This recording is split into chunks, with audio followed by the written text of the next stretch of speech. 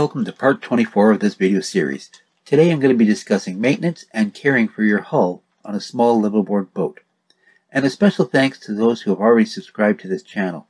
And again, thank you so much for supporting the creation of this video series.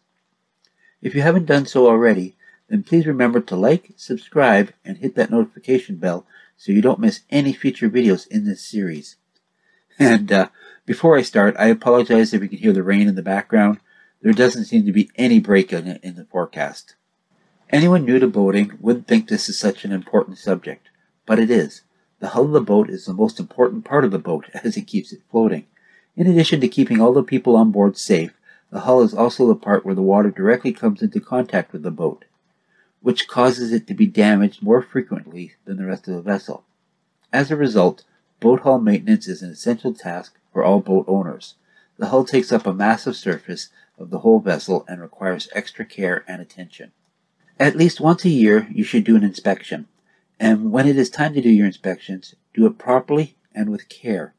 Check there's no dangerous tears in the hull of the boat and make sure to be rigorous.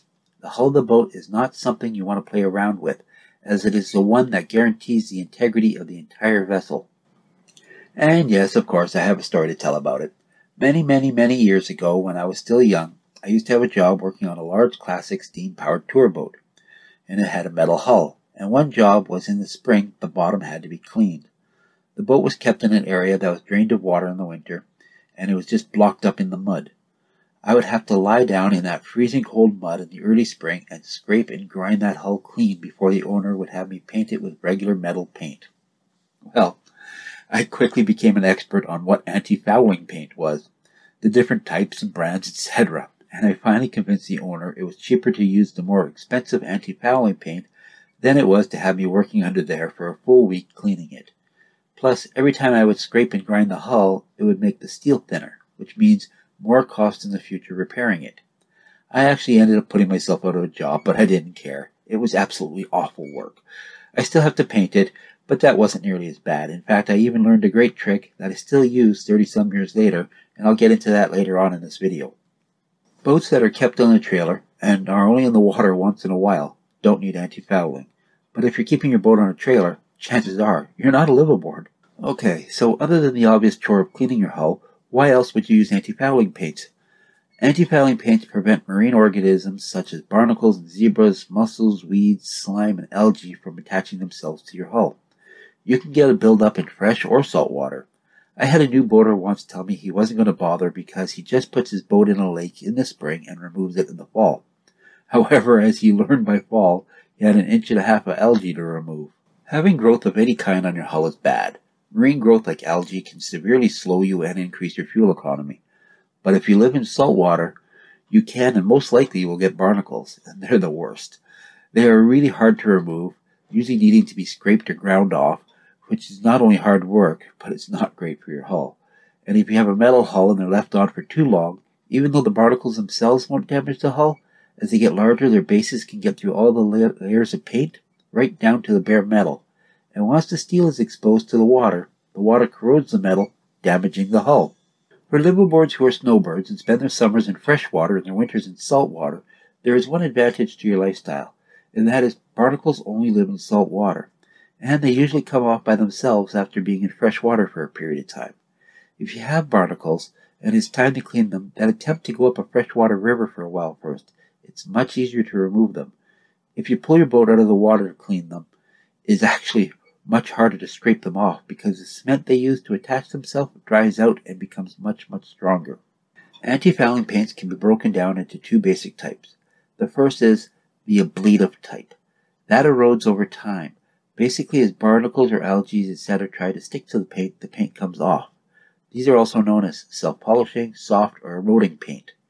Water flow will wear the paint away over time, causing the biocide to leach out.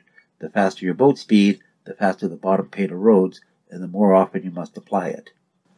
Hard bottom or non-slewing paints usually consist of a tough epoxy coating. With these products, the paint doesn't wear away, but over time the biocide does. This means you'll eventually end up with no biocide, and you'll have to recoat your hull or strip it and start again. Most recreational vessels use ablative paint. But the choice doesn't end there. There isn't a one-size-fits-all anti-fouling system because performance depends on multiple factors such as boat type, speed, water, etc. It is widely believed that hard paints do a better job of keeping your hull clean than ablative. Ablative paint itself is much cheaper in the short run, and hard paint can be cheaper in the long run. The negative aspect of anti-fouling paint is the environmental impact they have.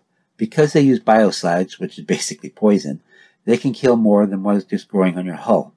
There are some products hitting the market that claim to be more environmentally friendly, but when the state of California looked at banning anti-fouling paints, it found that the alternatives were just as bad as the anti-fouling paint, either in their use or how they're manufactured, so they decided against banning them for now. Now for that quick trick I mentioned before. Having too many coats of paint on your hull can slow you down, as well as putting a full coat of paint on your boat every year can get expensive. The solution I found was to first paint your hull with a hard coat in a bright color like red, then paint it with an ablative coat in a dark coat like black. When you haul your boat out of the water, you just paint the spots where you see the bright hard coat is showing. Having your hard coat covered with an ablative coat makes the hard coat last much longer. Of course, this doesn't last forever. You will eventually have to replace your hard coat, but it will save you a lot of time and money and stop you from having coats and coats and coats of paint on the bottom of your boat. Also, please remember, you can paint an ablative coat over a hard coat, but not the other way around. The ablative paint can still try to wear away under the hard paint, and it'll take the hard paint with it. If you want to switch from an ablative to a hard coat, you must first remove all the paint. And the most recommended way to do this is to first soda blast the hull back to gel coat or bare metal and repaint it from scratch. In closing, there is no perfect system for keeping your hull clean, and there are many different brands out there. So you do need to do your research and look at all the different options and figure out what methods is going to work best for your situation. If I missed anything, or if you have any thoughts or ideas about this subject or any ideas for future subjects that I have not covered, please let me know in the comments below. I absolutely love hearing from you. And thank you again for watching. I hope you enjoyed this video series on living aboard a small boat. If you have, please subscribe so you don't miss any future videos. Also, I included links to all the past videos in the description below. Thank you.